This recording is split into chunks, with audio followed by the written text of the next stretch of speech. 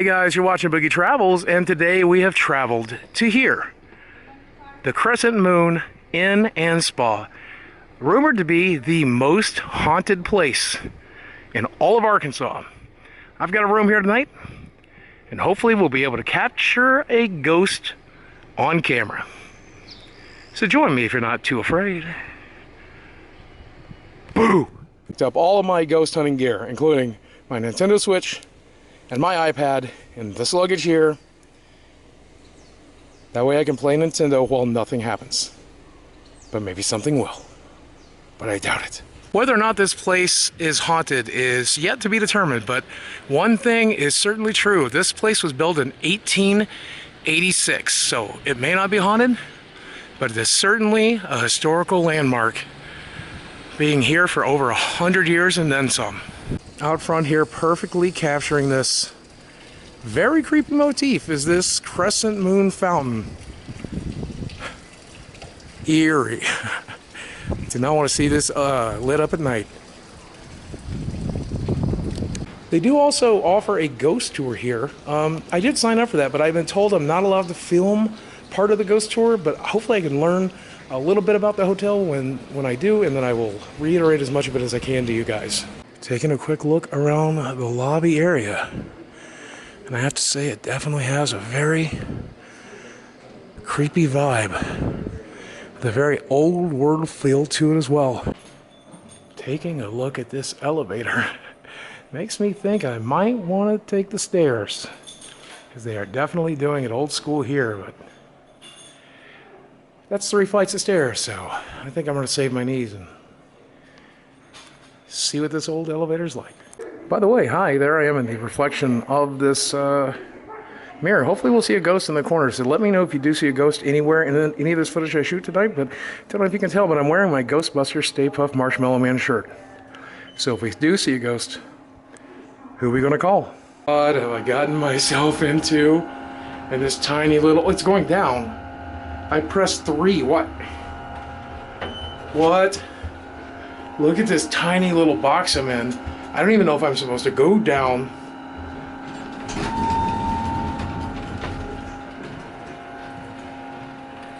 Wow, that road. This area is very creepy. Okay, I'm going back. I'm going up to 3 where I'm supposed to go. Wow, that has a very creepy vibe, like a morgue kind of feel to it. I don't know if those are the haunted rooms. Some of these rooms are supposed to be like super haunted. Just stepping off my elevator and this is so weird. I don't know if this is a room you sleep in or the Martin A. Ronerick boardroom. Ronick? I don't know what this place is, but it is very creepy. This is a very strong, shining Stephen King feel to it. So let's go find a room. Walking down this hallway, there's room 313. I'm glad I'm not in that one. I noticed that there's a lot of mirrors in this place, so if you look at the end of the hall, you're going to see my reflection. And whenever I see these reflections in these mirrors, I have to admit that it kind of gives this creepy vibe. Like, is that a mirror? Is that a ghost? This place is very confusing. I have no clue where room 302 would even be. Guess I'll keep looking. Taking a look out this window at this pool just filled with dead leaves. This old school window that's probably not been changed out for 100 years. Yeah, well, if this place is meant to be creepy, they got it. The theming is on point. Okay, apparently I've come to the end of this hall. I have no clue where room 302 would even be. I guess these are the suites, but I wonder if they designed this place like this on purpose to make it just extra creepy. Oh no. Are we at the end of this dark foreboding? This is not good. This is definitely not good. 303? What is this room? That room doesn't even have a number. 303? 301? 302. I feel like I've made a mistake. I have not seen anything like this in a really long time either, but look at this. Old school brass keys. I don't know how long they've been using these for, but I haven't used an actual key to a hotel in, it feels like a million years. This is the only room they had available. So here's where we are staying tonight. They said they booked this place out pretty well because it's the Halloween season. I can see why. Look at this art on the wall. Oh my God, what is this creepy, terrifying... I have to look at this while I sleep? Oh my, this place might actually be haunted. Here we have the closet. I hope there's no... I don't know if you can even open this closet door. Is this door even meant to open? What does this go to? What? This door does not open. Why is this place like this? Seriously, this place is insane. It's like walking back in time, except, you know, there's a television here. But, I mean, honest to gosh, all of this stuff, except the electronics, could have existed 100 years ago. It really does have such a creepy vibe. I think this wallpaper is at least 100 years old. I mean, look at these. The paint on the wall. I thought this was wallpaper, but I guess it's paint. But they have not repainted this place in a million years. There's still actual scratch marks on the wall from God knows what. Oh, man. What is... Look at this. It's a big chunk of the wall missing. Now, I do have this balcony that I can go out on. And they even put a lock to keep what from coming in? What did they... Who's crawling up on the 3rd floor to try to... How do you get this door open? Oh. Oh, okay. There's a door stop too. Whew.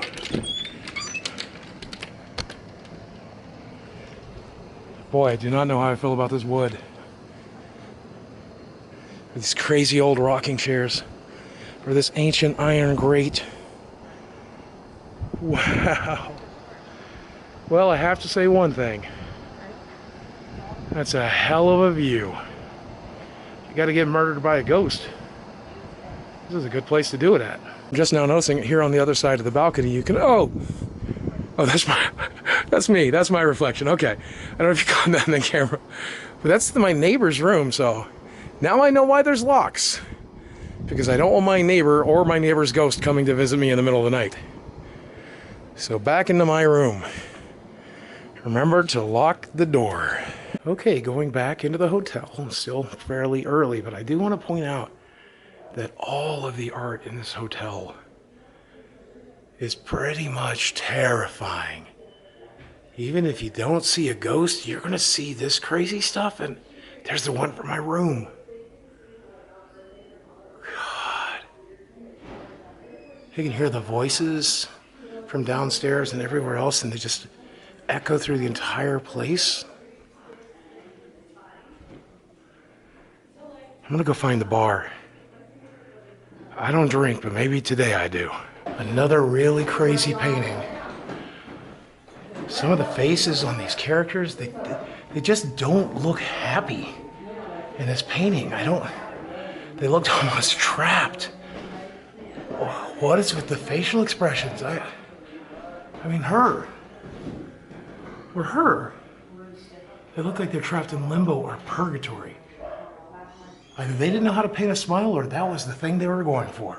More of the interesting stuff that is on the wall. I don't even know. I guess that's an anatomy chart of different body parts. This device here, I have no clue what this device would even be expected to do. If you can tell me in the comment sections below, I'd love to know. And then this list of surgical tools with what is quite possibly the most creepy piece of anatomy I've ever seen. Then she heads over to the bed. The woman loves to make that bed up. Even if it's just been sat on or laid on the top of the covers, she will make it up for you. Now, I had a lady on one of my tours, I started talking about that. She said, oh my gosh, that happened to me when I was there. I lay down for about a 20-minute cat nap on top of the covers, headed into the bathroom to get ready for dinner. I came out, my pillow had been fluffed, the wrinkles had been smoothed out, and that top cover was pulled so tight you could have bounced a coin off of it. We're sneaking down into the basement, which is the morgue, and this place used to be a cancer hospital, so I'm expecting to see something creepy. Now, Mr. Norman, after a checkered career, Mr. Norman Baker, after a checkered career, arrived here in Eureka Springs in 1937. He'd already had 2 cancer hospitals. This was his 3rd one he decided on. Now, one of the odd things he did when people did die at his hospitals, although he guaranteed everybody was going to live and survive, was he'd have his staff take them into the autopsy room. They would open up the bodies, remove the cancerous tumor, and any tissue or organ that it was attached to. These whole messes would then be put into jars of formaldehyde, and these jars containing the body parts and the tumors were then displayed on the walls of the room we're about to go into. Now, over the years, we heard of varying fates of these jars.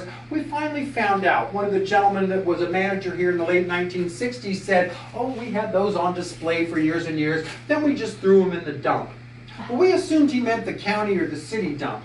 But forgetting back in those days, poor little states like Arkansas, little bitty rural towns like Eureka Springs, your backyard was your dump. Everybody burned their own trash. They threw everything back there. So a few months ago, one of our gardeners is doing a little landscaping project. She comes across a big stash of bottles and jars. Gets a little freaked out. Gets the director of tours down here.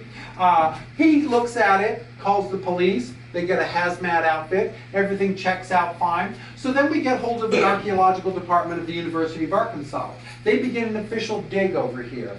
They uncover about 500 objects. Some of them, most of them were bottles and jars. Some of them were still sealed up. Now they have those over in Fayetteville right now doing some analysis on it, and they haven't given us the results back yet. Apparently they're inundated with a lot of work, and there aren't that many registered or official archaeologists. So they're having a little trouble getting back with us on that one. So we're still waiting for the results of that. In the meantime, when we go into that room from here, you'll see a brand new display on the walls there. It's only a few months old, containing a lot of these bottles and jars. Y'all step on this way. I'm going to step out to let a few more people in here. This is the locker right here? This is the locker right here. So there's the spray painted too that was glowing on their thermal imaging camera.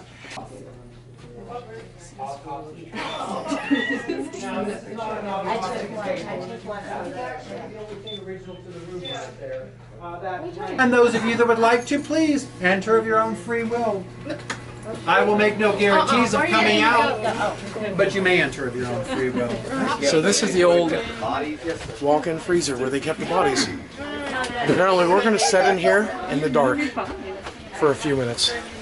See what we can discover. I know you can't smell anything on YouTube, but let me tell you something. Keep your hands to yourself. This place still smells like the dead. I've got my regrets. All right, folks, you rushed in there. I didn't get a chance to count you. Let's hope the same number comes out. Now, here's just a little thing. I'd like to advise people, maybe keep your phone lights off to the count of 20. Get the overall effect with the darkness in here. Then take pictures. People do capture some interesting stuff in here, man. And good luck knowing all y'all. Oh, no. This is a really, really bad idea. The smell. Better just take a picture of it. I hope I pick up something on camera. Oh. You just got yourself. I did. It was reversed. You're welcome. All along the walls of the 4th floor, you're going to see newspaper stories, photos, other paraphernalia of the Crescent Hotel. This is a souvenir copy of the little flyer that you got when you stayed at the hotel all the way back in May 20th, 1886. And if you're an American history fan, apparently President Coolidge spoke at the Crescent way back when. So maybe he haunts this place in some way as well. I hope I got to show you some of the ghost tour there. I hope you got to see some of the footage. Wow, it is, it's creepy. We got to go to the morgue. We got to go be in the freezer where they kept the bodies when it was a morgue. And all of those bottles you saw, Lord knows what was in those. But now I'm going to try to get some sleep here. And after that tour, I don't know if I can. So I told this story on the main channel before, and I want to tell it again here. You're going to ask the question, even though I make jokes in here, Boogie, do you believe in ghosts? And the answer is, I'm open to the idea. Now, back in 2009, my mom passed, and I was there when she passed, holding her hand as she died. And I always have an agreement with everybody I know. If you die before me, please come and let me know. If there's a specific God I'm supposed to worship, if there's a specific way I'm supposed to live my life, or just let me know that there is a possible afterlife so that I don't live a nihilist's life. No one had ever done it until my mom passed, but a few months after my mom passed, I was sitting playing World of Warcraft, and I felt her hand on my right shoulder. It felt exactly, and I recognized it instantly, felt exactly like the hand I held as she died. It was cold, limp, a little clammy. I stood up, I looked around the room, I saw nothing. But I could smell the faintest smell of cigarette smoke, and as you probably know, she was a chain smoker. So I asked if she was there, I called her name a few times, nothing. But then I sat back down to type into chat what had just happened, and I felt her hand on my right shoulder again. And I just said, I love you, Mom. Ever since then, I've been open to the idea. I've looked for things, and I've come to places like this in the hopes that if there is a way for her or something else to contact me, more importantly, tell me what I'm supposed to be doing in this world, maybe they will. I don't know. But maybe we'll see something. Good morning. Through the power of editing, it is now the next morning, and I've woken up to a very dreary Eureka Springs day.